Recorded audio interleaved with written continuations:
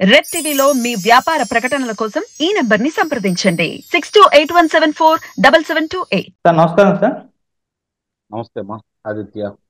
Sir Jagan గారు సిద్ధాంత సభలో చూస్తున్నాం, ప్రతిపక్షాల పైన కూటమి పైన విమర్శలు చేయడం చూస్తున్నాం. ఆయన టీడీపీ మీడియాను కూడా సిద్ధాంత సభకు ఎంట్రీ కానివ్వలేదు సార్.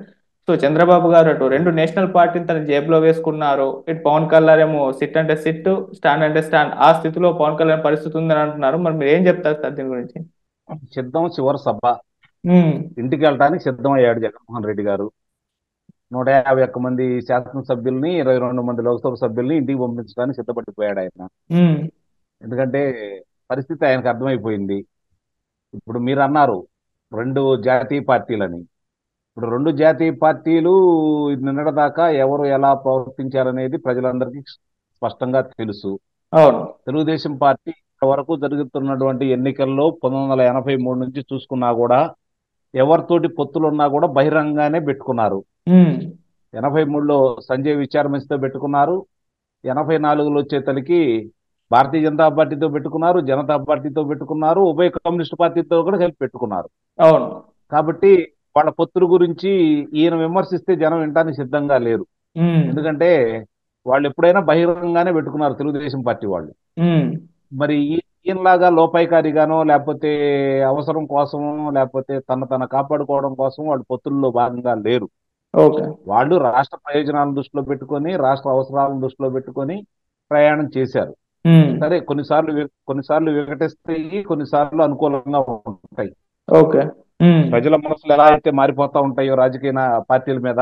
ఎందుకంటే ఒకసారి అధికారంలో ఇచ్చిన తర్వాత ఓడగొట్టారు అంటే వాళ్ళ అభిప్రాయం మారినట్టే కదా. వాళ్ళు కోరుకున్న విధంగా వాళ్ళు లేకపోబట్టి ప్రజలు ఓడిస్తారు వాళ్ళని. రాజకీయ పార్టీలు కూడా అంతే, తనకు అనుకూలంగా వచ్చే వాళ్ళతో కలిసి ప్రయాణం చేస్తాయి, తనకి విభేదాలు వస్తే పక్కకి వెళ్ళిపోతా ఉంటాయి. రాజకీయ పార్టీలు ఈ రోజు శాశ్వత శత్రువులు ఉండరు, శాశ్వత మిత్రులు ఉండరు అని చెప్పని ఒక నానుడు ఉంది కదా, అది వాస్తవమే. గతంలో వీళ్ళు కలిసి పనిచేశారు, ఈ రోజు విడిపోతున్నారు. గతంలో విడిపోయిన వాళ్ళు ఈ రోజు కలిసి ప్రయాణం చేస్తున్నారు. ఆంధ్ర రాష్ట్ర ప్రజలు ఏమనుకుంటున్నారు అంటే గత 6 సంవత్సరాల పై చిలుకు కాలం నుంచి కూడా భారతీయ జనతా పార్టీ తోటి అంటకాగుతుంది, భారతీయ జనతా పార్టీ సహాయ సహకారాలతో మనుగడ సాగిస్తుంది వైఎస్ఆర్సీపీ పార్టీ అనేది ప్రజలందరూ భావిస్తున్నమాట వాస్తవం. అందుట్లో ఎలాంటి సందేహం కూడా ఏమీ లేదు. కాబట్టి ఆ రోజు విభేదించినటువంటి తెలుగుదేశం పార్టీ ఈ రోజు కలుస్తుంది కాబట్టి ఆ రోజుకి ఈ రోజుకి నువ్వు అంటరాని పార్టీయే కాబట్టి మీది ఏదో కొన్ని విషయాల్లో కలిసి ఇక్కడ తెలుగుదేశం పార్టీ మీద ఉన్న కోపంతో నీతో కలిశారే తప్ప ఏ పరిస్థితుల్లో కూడా అంటే కలవలేదు. వాళ్ళు సహాయ సహకారాలు అందజేశారు. ఏ రోజు కూడా నీలాంటి వాళ్ళని వాళ్ళ దరి చేర్చుకోరు, అది చాలా స్పష్టం. ఈ పొత్తుల్ని విచ్ఛిన్నం చేయటానికి ఆయన విశ్వ ప్రయత్నం చేశాడు, సఫలం కాలేదు. ఆ అక్కసంతా నిన్న సభలో వెళ్ళగక్కాడు. అందుట్లో ఎలాంటి సందేహం కూడా ఏం లేదు. మీరన్నట్టు వేరే పాత్రికేయులను కావచ్చు, ప్రసార మాధ్యమాలు కావచ్చు అనుమతించలేకపోవడం అనేది వాళ్ళ అసమర్థతకి నిదర్శనం. అది అంతమంది మహాజనం వచ్చినప్పుడు వాళ్ళు కూడా చూసుకుంటే వాళ్ళు కూడా మాట్లాడతారు కదా, దానివల్ల నీకు వచ్చే నష్టం అయితే లేదు కదా. ఇప్పుడు మీకు ఒక చిన్న ఉదాహరణ చెప్తాను. రాయబారానికి వెళ్ళాలని చెప్పని మిగిలిన వాళ్ళందరూ అడుగుతారు శ్రీకృష్ణుడిని. ఏది పాండవుల తరఫున కౌరవుల దగ్గరికి రాయబారానికి వెళ్తాడు కదా. మరి వెళ్ళాలని అడిగినప్పుడు ఆయన చెబుతాడు, వెళ్ళాలి, వాళ్ళ బలాలను కూడా మనం పరిశీలించుకోవాలి, కాబట్టి అక్కడికి వెళ్ళటమే న్యాయం అంటాడు. అట్లాగే ఈయనకు వచ్చిన బలాన్ని నిజంగా బలమని కనుక భావిస్తే మిగిలిన పాత్రికేయుల్ని ప్రసార మాధ్యమాలను కూడా ప్రవేశపెట్టినట్టయితే వాళ్ళు కూడా మాట్లాడుతూ ఉంటే నిస్సందేహంగా నిన్న సభకి జనం వచ్చారు, రాలేదని ఎలా చెప్తాం? మరి ముఖ్యమంత్రి గారి సభకి భారీగానే వచ్చారు, రాలేదని మనం అయితే చెప్పలేం కదా. కాకపోతే వచ్చిన వాళ్ళు అందుట్లో డ్వాక్రా మహిళలను కొంతమందిని తీసుకొచ్చిన తర్వాత వాళ్ళు ఏం మాట్లాడారో కూడా ఒకసారి పరిశీలిస్తే అర్థమైపోయింది. బలవంతంగా వచ్చారా, లేకపోతే ఓట్లేయడానికి వచ్చారా, జగన్మోహన్ రెడ్డి గారి యొక్క మాటలు వినటానికి వచ్చారా, లేకపోతే వైఎస్ఆర్సీపీ పార్టీకి మద్దతు తెలపడానికి వచ్చారంటే ఆ మహిళలు చాలా స్పష్టంగా చెప్పారు. మీరు ఎవరికి ఓట్లేస్తారమ్మా అంటే మేము వైఎస్ఆర్ పార్టీకో జగన్మోహన్ రెడ్డికో ఓట్లేస్తామని చెప్పి వాళ్ళు చెప్పలా చాలా మంది కూడా. అంటే దాన్ని బట్టి అర్థమైపోతా ఉంది, అధికారం చేతిలో ఉంది, ఇంకా కొన్ని రోజులు ఎన్నికల నోటిఫికేషన్ వచ్చేంత వరకు జరుగుతూనే ఉంటాయి ఈ రాకలు పోకలు. ఆ పార్టీకి విపరీతంగా వస్తున్నారు, ఈ పార్టీకి విపరీతంగా వస్తున్నారు. ఆ పార్టీకి ప్రభుత్వ వాహనాలని సమకూర్చట్లేదు. నీ పార్టీ మీటింగ్కి, నీ మీటింగులకి రాష్ట్ర వ్యాప్తంగా ఉన్నటువంటి బస్సులందరూ పెట్టి తరలిస్తా ఉన్నారు. కాబట్టి రాకుండా ఎలా ఉంటారు జనాలు? 151 శాసనసభ్యులు, 22 మంది లోక్సభ సభ్యులు ఉన్నటువంటి పార్టీకి ప్రజలు రాలేదనుకోవడం కూడా పొరపాటే కదా. ప్రజలైతే గట్టిగానే వచ్చారు, అందుట్లో ఎలాంటి సందేహం కూడా ఏమి లేదు. ఇక ఆయన మాట్లాడిన దాని గురించి ఒకసారి మనం తీసుకుందాం. ఆయన మాట్లాడిన దాంట్లో గనక మనం పరిశీలించుకుంటా ఉంటే 2 జాతీయ పార్టీలను ఉదాహరించాడు. మరి ఆ జాతీయ పార్టీలో కాంగ్రెస్ పార్టీని మాట్లాడుతున్నాడు, అంతవరకు మనం కూడా ఒప్పుకుందాం. భారతీయ జనతా పార్టీని ఎందుకు విమర్శించలేకపోతున్నాడు? ఎవరు విమర్శించినట్టు? భారతీయ జనతా పార్టీ వాళ్ళని మీరు సింగిల్ గా రండి, మీకు దమ్ముంటే ఆమనండి జగన్మోహన్ రెడ్డి గారిని కానీ, లేకపోతే వాళ్ళ యొక్క 5 వాళ్ళకున్నటువంటి ముఖ్యమైన వాళ్ళని, వాళ్ళ 5 ఎవరన్నా ఏ ఇద్దరైనా మాట్లాడమని సిగ్గు శరం ఉంటే వీళ్ళు మాట్లాడుతున్నాడు కదా. సింగిల్ గా రండి అని చెప్పి ఎందుకు మాట్లాడలేకపోతున్నాడు? ఆ మాట్లాడే ధైర్యం ఉన్నప్పుడు అప్పుడు ఈయన గురించి మనం మాట్లాడదాం. ఆ మాట్లాడే ధైర్యం ఈయనకు వచ్చిన రోజు ఆ రోజు మాట్లాడదాం. వాళ్ళతో విభేదించాడు, వాళ్ళ గురించి కూడా మాట్లాడుతున్నాడు. ఆ ధైర్యం ఎటు లేదు కదా. ఇప్పుడు వాళ్ళకేంది? ఇప్పుడు ముగ్గురు కలిసి ప్రయాణం చేస్తున్నారు. రేపు ప్రధానమంత్రి గారు కూడా సభకు రాబోతున్నారు. వాళ్ళ ప్రయత్నం వాళ్ళు చేసుకుంటారు. రాజకీయ పార్టీలు మీ ప్రయత్నం మీరు చేసుకుంటున్నారు. మీ బలాలు చెప్పండి, మీరు చేసిన పనుల గురించి చెప్పండి, ప్రజలకు వివరించండి. ఇదిగో ఈ మంచి పనులు చేశాము, రేపు పొద్దున ఈ మంచి పనులు చేస్తాము అని చెప్పని. మీరు ఒక మాట మాట్లాడుతున్నారు, ఎన్నికలకు ముందు ఒక హామీలు ఇస్తున్నారు. ఆ తర్వాత సకల శాఖ మంత్రి గారు ఏమంటున్నారు? మా ముఖ్యమంత్రి గారికి తెలియదు అందుకని మాట్లాడారని చెప్పి చాలా తేలిగ్గా కొట్టివేస్తున్నాడు దాన్ని. అంటే మీకు తెలియదని మీ సలహాదారుడే చెబుతున్నాడు. మీరు మాట్లాడేదానికి మీరు అవతల వాళ్ళు మీరు ఆలోచించుకోవద్దు. మీ సలహాదారులు గారే మా ముఖ్యమంత్రి గారికి అవగాహన లేదని చెప్పి ఆయన మిమ్మల్ని తేలిగ్గా తీసి పక్కన పడేశాడు. ఇంకా ఈ మాటలు ప్రజలు అలా విశ్వసిస్తారు. మరి మీరే అన్నారు కదా, మద్యపాన నిషేధాన్ని దశల వారీగా అమలు చేస్తాను, 5 నక్షత్రాల పలహారశాలలో తప్ప ఎక్కడ వాటిని దొరకకుండా చేస్తానని మాట్లాడేది మీరే కదా. మరి ఈ రోజు మద్యం మీద అప్పు తీసుకొచ్చింది కూడా మీరే కదా. కాబట్టి ఇవన్నీ దృష్టిలో పెట్టుకుంటే ఆయన మాట్లాడేదానికి ఇప్పుడు నిన్న కూడా చెబుతున్నారు, దుష్ట చతుష్టయంతో యుద్ధం చేస్తున్నాం, నాకేమీ లేదు, ప్రసార మాధ్యమాలు లేవు, లేకపోతే పత్రికలు లేవు, నేను ఒంటరి వాడిని అని అంటున్నారు. నిస్సందేహంగా ప్రజలు మిమ్మల్ని ఒంటరి వాడిని చేయాలని నిర్ణయానికి వచ్చారు, అందుట్లో ఎలాంటి సందేహం కూడా ఏమి లేదు. ఎందుకంటే ఎన్నిసార్లు అని చెప్పి నమ్ముతారు మీరు చెప్పే అబద్ధాలని? మీరు ఒంటరి వారా? మీకు పత్రికలు లేవా? ప్రసార మాధ్యమాలు లేవా? అంటే అబద్ధాన్ని తన్ని ఎలాంటి తోట్రుపాటు లేకుండా చెప్పగలుగుతున్న ముఖ్యమంత్రి గారి గురించి ప్రజలు ఏమనుకుంటున్నారనే అవగాహన కూడా లేకుండా వాళ్ళు మాట్లాడుతున్నారంటే వాళ్ళ ధైర్యానికి మెచ్చుకోవాలి ముందుగా. నిశ్చయంగా వాళ్ళ ధైర్యానికి మెచ్చుకోవాలి. మరి సిపిఎస్ రద్దు చేస్తానని ఆ రోజు చెప్పాడు, దాని గురించి సకల శాఖ మంత్రి గారు చెప్పారని మీకు ఇప్పుడే చెప్పాను నేను. మరి మద్యపాన నిషేధం గురించి మీకు మాట్లాడాము, ప్రత్యేక హోదా గురించి మాట్లాడాను. ప్రత్యేక హోదా వచ్చినప్పుడు ప్రత్యేక హోదా గురించి మీరు ఆ రోజు యువత యువకులను రెచ్చగొట్టి నేను వస్తే మెడలు వంచి, కేంద్రం మెడలు వంచి ప్రత్యేక హోదా తీసుకొస్తా ఉన్నారు. మీరు ప్రమాణ స్వీకారం చేయకముందే వాళ్ళకి బలం బాగా వచ్చింది కాబట్టి మనకు అవకాశం లేదు, మనం వాళ్ళ బతిలాడుకోవడమే తప్ప వాళ్ళని ఎదిరించే ధైర్యం లేదని చెప్పిన ఆ రోజే మీరు మీ మనస్తత్వం ఏంటో ప్రజలందరికీ తెలియజేశారు. అలాగే ప్రజావేదికను కూర్చున్న తర్వాత మీరు ఇంకా ఏ మనస్తత్వంతో ఉన్నారో ప్రజలకు అర్థమైపోయింది. ప్రతిపక్ష నాయకుల్ని వాళ్ళని అక్రమ నిర్బంధం చేసి వాళ్ళ మీద ఇంతవరకు ఎలాంటి నేరాలు నిరూపించలేకపోయిన మీ అసమర్థత ఏంటో ప్రజలకు అర్థమైపోయింది. అంటే కక్ష సాధింపు చర్య తప్ప మీరు అభివృద్ధి చర్యలు చేపట్టలేరు అని చెప్పడానికి అది ప్రత్యక్ష నిదర్శనం. అన్నిటికంటే మీకు చాలా ఇబ్బందికరమైన పరిణామం ఏమైనా జరిగింది అంటే 3 రాజధానుల ప్రక్రియ. అమరావతి రైతులు, మహిళలు వాళ్ళు ప్రపంచంలో ఎక్కడా లేని విధంగా ఒక ప్రభుత్వానికి భూమిలు ఇచ్చేసి రాష్ట్ర రాజధాని నిర్మాణం కోసం వాళ్ళు త్యాగం చేస్తే వాళ్ళ మీద ఎన్ని అపవాదులు వేశారు, ఎంత దాష్టీకం చేశారు స్పష్టంగానే ప్రజలందరూ చూశారు. ఈరోజు మీరు చెప్పినవన్నీ అబద్ధాలని చెప్పి ప్రజలు నమ్మారు.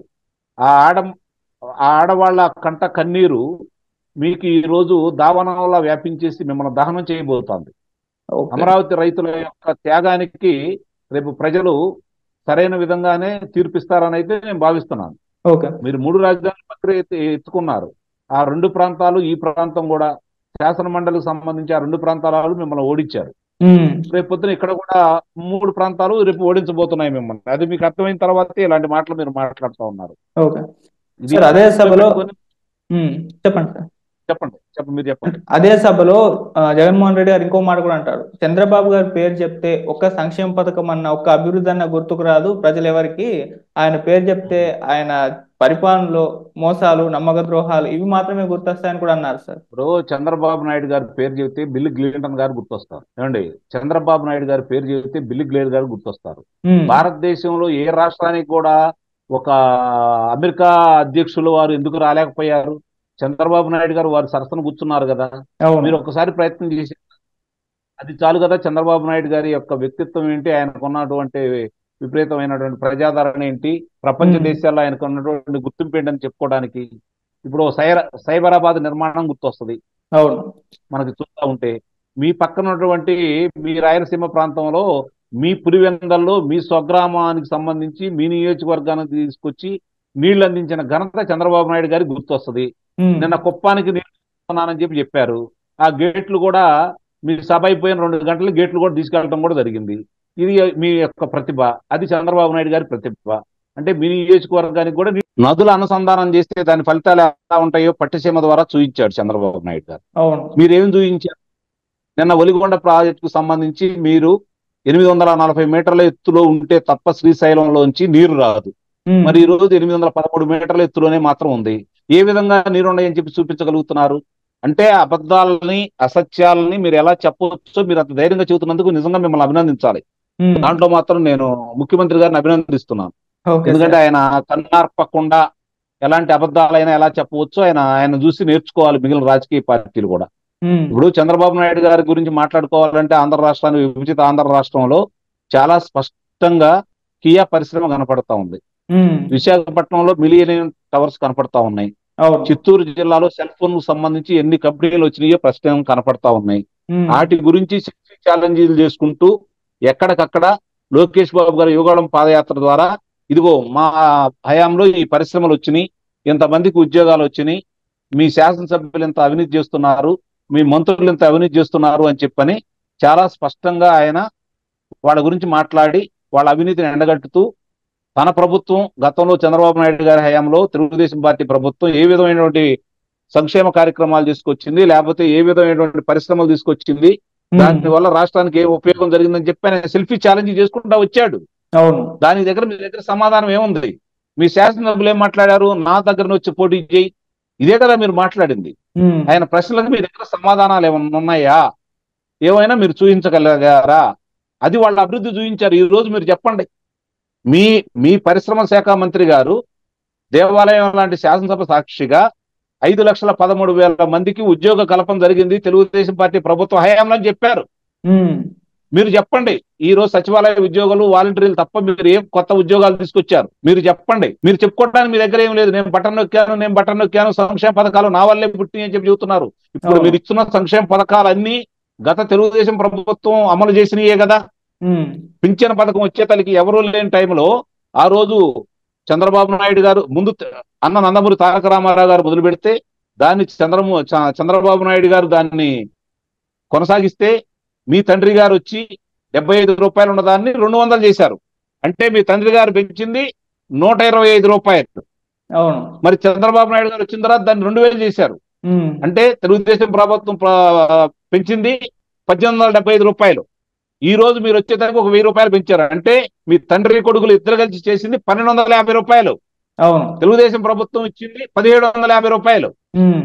చెప్పుకోవడానికి వాళ్ళ దగ్గర ఉంది సంక్షేమం గురించి. మీ దగ్గర ఏముంది? కొత్త పథకాలు ఏంటి? మీరు తీసుకొచ్చి కొత్తగా ప్రవేశపెట్టి ఏంటి? మీరు ఏమి నమ్మకాలు ఆ రోజు ప్రజలకి హామీలు ఇచ్చారు? ఆ హామీలు ఏ విధంగా నెరవేర్చారు?